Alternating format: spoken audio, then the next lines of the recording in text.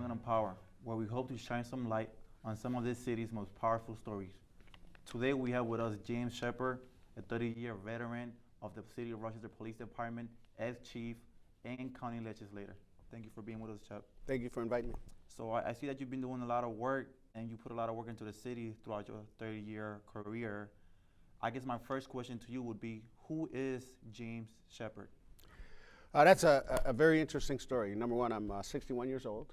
I've been in the city of Rochester proper since 1977. Prior to that, I lived in Philadelphia, lived in Atlanta. My father moved to Rochester with a job with Kodak in 1968, general area. What's important to realize, the reason we moved not to the city of Rochester, but about 50 miles south of here, was my parents had 12 kids, 5 boys, 7 girls. They felt that if we moved right into the city, they knew that they were going to lose us because we were getting into trouble in Atlanta. And when they moved up this way, they wanted to put us in an environment that they thought would be best for us. One story that stands out for me is that, you know, when I was 12 in Atlanta, one day my brother calls me up and he says, "Hey, go bring me my stuff." Basically what his stuff was a sawed-off shotgun about this long. And what had happened, he had been in a fight, and he got locked up in a record store, and the people he was fighting with were waiting for him to come out. So he calls me to bring his stuff. I go into his trunk.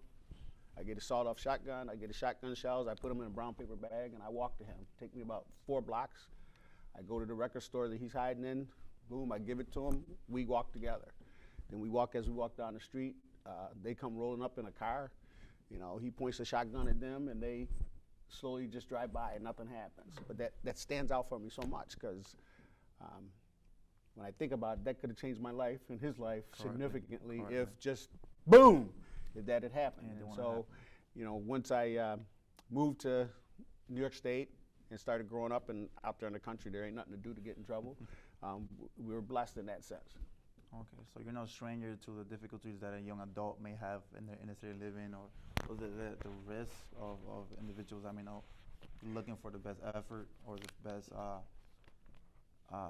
looking for the best interests of the citizens.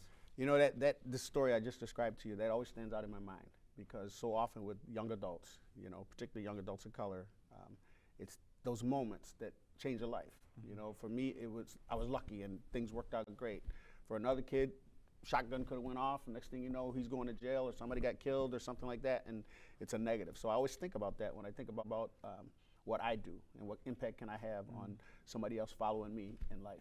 Exactly. So I feel like it shines a lot of light on the importance of decision making, especially as young adults, and correlating to your story on how the slightest decision could alternate our lives greatly. You know what I mean? It could change the outcome. Sometimes even I myself, I'm only 24 years old, and I look back and I'm like, if I would have never done this, or if I would have done that, even going as little as 4 years back, I would never be the man who I am today, or would never be where I am today. And you know, the thing is too, a lot of times it's not even about decisions. It's about chance, luck. You know, that, you know, like I described that story to you, just by luck, I'm here or gone through the life that I've gone through, and it could have went a whole different way. Not because I made a decision, but just because the way luck changed things. So I think about that. Like I said, I spent a significant amount of time over the last probably 30 years really focused on young adults in the sense that I know I was lucky, I know I was blessed, and it really stands out for me that other people helped me, and I know that I have a responsibility to reach back and help other people.